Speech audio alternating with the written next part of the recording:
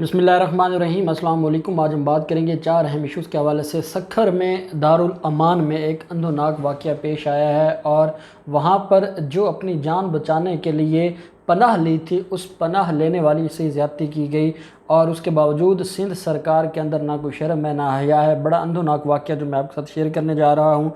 साथ हम बात करेंगे जो मामला है मरियम नवाज़ का। मरियम नवाज़ ने दरख्वास्त दी थी तोशा खाना रेफरेंस में कि दो जो बंगले हैं, एक दो महल्लात उनको आप कहेंगे एबटाबाद और मरी का, वो ज़ब्त ना किए जाएं क्योंकि वो मेरी माँ की मलकियत थी। उस पर अब मरियम नवाज़ भागने लगी है। मामला क्या है? नैब वाले अब पीछे हैं कि आप बहस करें और मरियम नवाज़ भाग रही है। आज समाअत हुई है, बड़ी अहम समाअत थी, वो मैं आपके साथ शेयर करूँगा।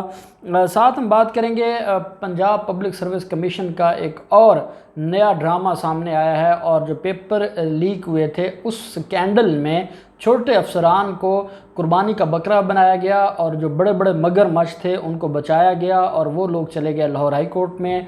आज उस पर समाअत हुई। लाहौर हाई कोर्ट ने पूरी पंजाब पब्लिक सर्विस कमीशन को बुला लिया। मामला क्या है उसके ऊपर हम बात करेंगे और आखिर में हम बात करेंगे एतजाज़ अहसन साहब ने जो इलेक्टोरल रिफॉर्म्स का एजेंडा है वज़ीर आज़म इमरान खान का, उसके ऊपर आज दो ऐसे पॉइंट्स बताए हैं। उसके बाद अपोजिशन को जो है वो डूब कर मर जाना चाहिए कि एक शख्स वज़ीर आज़म इमरान खान इतना बड़ा काम कर रहा है और ये गलत दलाइल दे दे के गैर कानूनी बातें कर कर के आवाम को गुमराह कर रहे हैं। वो डिटेल्स भी मैं आपके साथ शेयर करूंगा और साथ जो मरियम नवाज़ क्यों लाडली है इस निज़ाम की, उसके ऊपर भी एतजाज़ अहसन ने अपना बड़ा दबंग बयान दिया है, वो भी मैं आपके साथ शेयर करूंगा।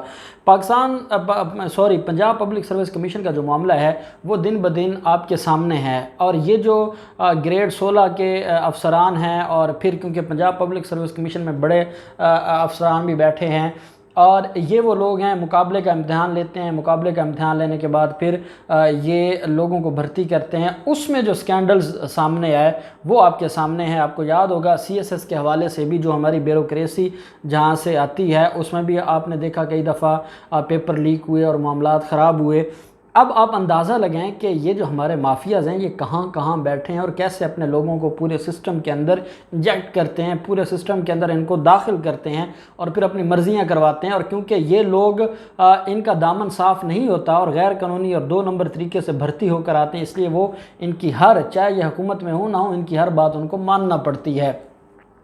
अब यही बिल्कुल ऐसा ही हुआ और ये जो मामला है अब इनके हाथ से निकलता जा रहा है। पंजाब पब्लिक सर्विस कमीशन का ये जो स्कैंडल सामने आया, पेपर लीक हुए और उन पेपर लीक होने में सब इंस्पेक्टर एंटी करप्शन के भी लोग भर्ती हुए, पुलिस में भी सब इंस्पेक्टर भर्ती हुए, यही कल SHO बनेंगे, यही DSP बनेंगे और यही आपका निज़ाम चलाएंगे। तो खैर उस मामले पर 123 अफसरान को घर भेज दिया था जो ग्रेड 16 के थे। अब ग्रेड 16 क्योंकि जो है वो एक मिडिल ग्रेड है और ये आला अफसरान उसमें नहीं आते। अब क्या 16वें ग्रेड के अफसरान इतना बड़ा ब्लंडर खुद कर सकते हैं जब तक उनकी सरपरस्ती कोई 18वें ग्रेड का, 19वें ग्रेड का या उससे बड़ा कोई अफसर नहीं कर रहा। लेकिन क्योंकि हमेशा कुर्बानी का बकरा छोटों को बनाया जाता है, जब 123 लोगों को नौकरी से बरतरफ किया जाता है तो उस पर जो है ये चले जाते हैं लाहौर हाई कोर्ट में। और जस्टिस शाहिद के जमील साहब की अदालत में आज समाअत हुई और जो इसमें आबिद साकी साहब वकील थे जो कि मेंबर हैं पंजाब पाकिस्तान बार काउंसिल के, इन जिनको सस्पेंड किया गया है इनके वकील थे वो। अदालत में उन्होंने जो प्ली ली है, अदालत में उनका ये कहना है कि जनाब जिस तरीके से इन्होंने हमें घर भेजा है, ये जो स्कैंडल है ये 2020 से पहले का है। हमारी तैनाती 123 लोगों की 2020 में हुई है और ये जो पेपर लीक्स मामला है ये हमारी तैनाती से पहले का है। उसमें हम कैसे ज़िम्मेदार हो सकते हैं? हमारे ऊपर क्यों ये बोझ डाला जा रहा है? हमें क्यों इस सारे के सारे मामले में रगड़ा जा रहा है? क्योंकि हम छोटे अफसर हैं, इस वजह से हमें कुर्बानी का बकरा बनाया जा रहा है।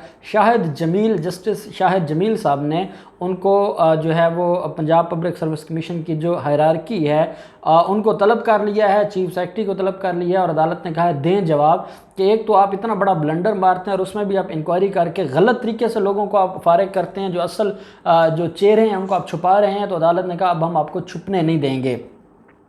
फिर सखर के दारुल अमान में एक 10 साला मासूम बच्ची के साथ ज़्यादती की जाती है। वो मासूम बच्ची सिंध हाई कोर्ट को ख़त लिखती है। اب اللہ نے اس کی سن لی اور اس نے خط لکھا اور پوسٹ ہو گیا اور سندھ ہائی کورٹ کے چیف جسٹس کے پاس پہنچ گیا۔ اس پر ہم سندھ ہائی کورٹ کو سلوٹ بھی کرتے ہیں، کیونکہ اس بچی کو پتہ تھا کہ مراد علی شاہ کے پاس گیا تو وہ چور ہیں، اور چور تو انہی کے تو لوگ ہیں، یہ سارے کے سارے انہی کے تو مافیاز ہیں، ان کو کھلی چھٹی دی ہے تبھی تو بھٹو زندہ ہے۔ اب جب یہ معاملہ ہوا سندھ ہائی کورٹ میں گیا تو سندھ ہائی کورٹ نے سکھر کے سیشن جج کو کہا کہ آپ اس پر انکوائری کریں۔ سکھر کے سیشن جج صاحب نے اس پر انکوائری کی، 8 خواتین کے بیانات قلم بند کیے گئے، اور ان 8 خواتین کے بیانات قلم بند ہونے کے بعد یہ بات سامنے آئی کہ اس معصوم بچی کے ساتھ زیادتی ہوئی ہے، اور زیادتی کرنے والا جو بدبخت ہے شریف مغل وہ ہے، اور یہ کہا گیا کہ اس طرح کے اور بھی کئی یہاں پر یہ گینگسٹرز ہیں سارے کے سارے، اور یہاں پر یہ انوالو ہیں اور یہ سارے کے سارے معاملات ہیں۔ اور ساتھ اب تو دیکھیں نا دارالامانوں میں جو حالات ہے اور جو آپ خبریں سنتے رہتے ہیں، اور سندھ میں تو پھر جو حالات ہوں گے کہ کیسے وہاں معصوم بچیوں کو راتوں کو لے کے جایا جاتا ہے اور ان کو یہ جو وڈیرے ہیں یہ ظالم درندے استعمال کرتے ہیں، تو میں تو چیف صاحب سے کہوں گا کہ اس کے اوپر آپ ایک مکمل انکوائری کروائیں کہ یہ ہوتا کیا ہے، اور دارالامان کو انہوں نے جو ہے وہ زیادتی کے اڈے بدبختوں نے بنا لیے ہیں، اس کے اوپر بھی انکوائری ضرور ہونی چاہیے۔ خیر مقدمہ درج ہو گیا ہے، ملزمان گرفتار ہو گئے ہیں، اب اللہ کرے کہ سندھ ہائی کورٹ اور سیشن جج صاحب اس معاملے کو دیکھتے رہیں، نہیں تو وہ بیچاری جس کے پاس اپنا گھر نہیں ہے وہ کیسے ان کے خلاف مقدمے لڑے گی، وکیلوں کو فیسیں دے گی اور گواہ مینج کرے گی، اور کیسے ان کے خوف سے ہوگی۔ لیکن ایٹ لیسٹ انصاف کی شروعات ہوئی ہے، یہ بھی بڑی بات ہے، تو اللہ کرے گا انشاءاللہ اس کو ضرور انصاف ملے گا۔ پھر جو معاملہ ہے مریم نواز کا، مریم نواز نے ایک درخواست فائل کی تھی، اور یہ درخواست مریم نواز نے کہاں پر فائل کی تھی؟ یہ درخواست مریم نواز نے احتساب عدالت اسلام آباد میں فائل کی تھی، اور مریم نواز نے یہ کہا تھا کہ توشہ خانہ ریفرنس میں نواز شریف مجرم اشتہاری مفرور کی جو پراپرٹی کو ضبط کیا گیا ہے سیکشن 88 CRPC کے تحت، 88 جو سیکشن ہے اس کے تحت جو ضبط کیا گیا ہے، اس میں جو 2 محلات ہیں، کون سے محلات ہیں؟ مکان نمبر 24A، B اور 3 ہال روڈ مری، یہ 3 مکان جڑواں مکانات ہیں، اور انہوں نے ان کو تینوں کو خرید کر وہاں پر ایک محل بنایا، خرید کر تو میں ویسے کہہ رہا ہوں، انہوں نے وہاں پر محل بنایا 3 بڑے گھروں کو ملا کے۔ تو یہ ایک مکان ہے جو ان 3 جو گھروں پہ یا پلاٹوں پر مشتمل ہے، مری ہال روڈ مری پر ایک یہ مکان ہے، اور ایک ایبٹ آباد کی جو چھانگلہ گلی ہے اس میں ایک محل ہے۔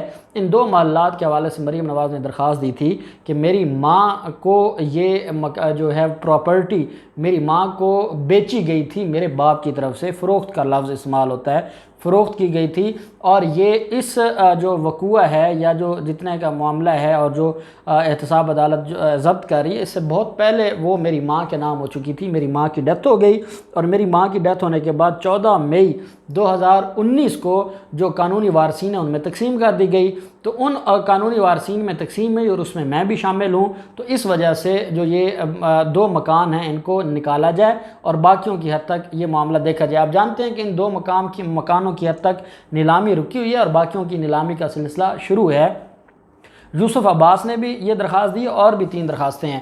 اس پر نیب مریم نواز کی جو درخواست اس میں جواب جمع کروا چکا ہے، باقی جو یوسف عباس اینڈ کمپنی ہے ان میں ضرورت نہیں تھی نیب کو۔ نیب کے پروسیکیوٹر نے آج کہا کہ جناب ہم بحث کے لیے تیار ہیں۔ مریم نواز کے وکیل نے کہا نہیں جی باقی درخواستوں میں جواب دیں گے تو ہم بحث کریں گے۔ عدالت نے کہا آپ کے 2 مکان ہیں، اگر آپ کو یہ لگتا ہے کہ وہ آپ کے ہیں اور یہ ضبط ہوئے پڑے ہیں، آپ کو تو چاہیے تھا آپ خود اس کے اوپر کرتے، اب آپ خود اس کو ڈیلے کروانا چاہتے ہیں، جس پر پروسیکیوٹر نے کہا جناب یہ بیسیکلی فراڈی لوگ ہیں، انہوں نے فراڈ کے ذریعے پہلے وہ ڈگری لی اور ان کی جو وہ رجسٹری ہے وہ جعلی ہے، اور ہم سارا کچھ ہم نے جواب میں بھی لکھا ہے اور ہم عدالت میں بھی پیش کریں گے۔ یہ صرف چاہتے ہیں کہ ڈیلے ہو 1 سال 2 سال، یہ دونوں محلات بچے رہیں اور کہیں ان کی حکومت آ جائے اور یہ اپنے معاملات بہتر کر لیں۔ یہ صرف اس وجہ سے اس میں یہ جان بوجھ کر انہوں نے ٹانگ اڑائی ہے، ان کو پتہ ہے کہ ان کو ملنا کچھ نہیں ہے۔ تو اس پر عدالت کو کہا گیا کہ جناب مہربانی کریں اس میں کوئی شارٹ سی ڈیٹ کر کے اس کو وائنڈ اپ کریں، ہم نے نیلامی شروع کرنی ہے۔ تو عدالت نے 17 مئی کے لیے مریم نواز کو آخری موقع دیا ہے کہ 17 مئی کو جواب جو ہے وہ اپنی بحث کریں، نہیں تو عدالت اس کو ڈیسائیڈ کر دے گی۔ اب 17 مئی کے لیے اس کو فکس کیا گیا ہے۔ پھر اعتزاز احسن صاحب نے الیکٹورل ریفارمز کے حوالے سے عمران خان کے ایجنڈے کو سراہتے ہوئے یہ کہا کہ اب تو دنیا جو ہے وہ میجورٹی جو ہے دنیا کی وہ اب الیکٹرانک ووٹنگ کی طرف آ گئی ہے، اور پھر انہوں نے جو بائیو میٹرک سسٹم ہے बार काउंसिल्स के इलेक्शंस में उसका जो पूरा प्रोसेस है कि किस तरीके से वो मशीनों के ज़रिए, और हर मशीन के आसपास पर्दा होता है और वो सिर्फ जो वोट डालने वाला है उसके सामने स्क्रीन पर सारी की सारी जो ऑप्शंस होती हैं, और वो जब अपना फिल कर लेता है तो उसके बाद वो जब अपना थंब इम्प्रेशन लगाता है तो उसके बाद उसका वो वोट ना सिर्फ वहाँ दर्ज हो जाता है, वहाँ भी गिनती हो जाती है, और जो उसकी हार्ड कॉपी भी बाहर आती है जो फिर उस बॉक्स में भी डाली जाती है। दोनों तरफ से सॉफ्ट भी और जो दूसरा एक तरीका है उसके ज़रिए भी ये होता है। उन्होंने कहा कि हमने बिलावल को भी कहा है और चेयरमैन बिलावल इसके ऊपर सोच रहे हैं, ये आज एतजाज़ अहसन साहब ने कहा है। दूसरा, एतजाज़ अहसन साहब ने कहा है कि मरीम नवाज़ इस निज़ाम की लाडली हैं। मरीम नवाज़ इसी चोरी के निज़ाम से आई हैं। 1985 का जब ये इलेक्शन जीते थे, ये इसी तरीक़ेकार से जीते थे, कोई इनके अंदर कैपेबिलिटी तो थी नहीं, ना ये इस लायक थे कि ये इलेक्शन जीतते, उस तरीके से ये इलेक्शन जीते हैं और इसी वजह से ये अब चाहते हैं कि ये हमेशा के लिए इलेक्शन जीतते रहें और ये बड़े बड़े जो इनके घपले हैं वो ये बचाते रहें। एतजाज़ अहसन साहब का ये कहना है कि मरीम नवाज़ ने झूठों का इतना बड़ा बोझ अपने सर पर उठा लिया है कि वो जो बोलेगी वो सारे का सारा होगा। और उन्होंने बड़ी अहम बात जो की है वो ये है कि ये जो इलेक्टोरल रिफॉर्म्स हैं या जो इलेक्ट्रॉनिक वोटिंग का मामला है, ये उन्होंने कहा है पार्लियामेंट का काम है, ये इलेक्शन कमीशन का काम नहीं है। ये अंधे हो गए हैं अपोजिशन वाले और इमरान खान के बुग्ज़ में इतने अंधे हो गए हैं कि अपनी अख्तियारात भी इलेक्शन कमीशन को उठा के दे रहे हैं, क्योंकि इलेक्शन कमीशन इनका बैठा है और इनकी मर्ज़ी से वो चल रहा है। तो उन्होंने कहा ये इमरान खान की बात ठीक है कि वो पार्लियामेंट का काम है, इलेक्शन कमीशन का काम नहीं है। मैं समझता हूँ इतने सीनियर कानूनदान के कहने के बाद भी अगर इनको अब कोई शुबा रह गया है तो अब इनको अल्लाह ही को अक्ल दे तो दे, बाकी कोई नहीं दे सकता। और इमरान खान इंशाल्लाह इस निज़ाम को चेंज करेंगे। अल्लाह पाक पाकिस्तान का आमीन नासिर हो। बहुत शुक्रिया। अल्लाह हाफ़िज़। पाकिस्तान जिंदाबाद।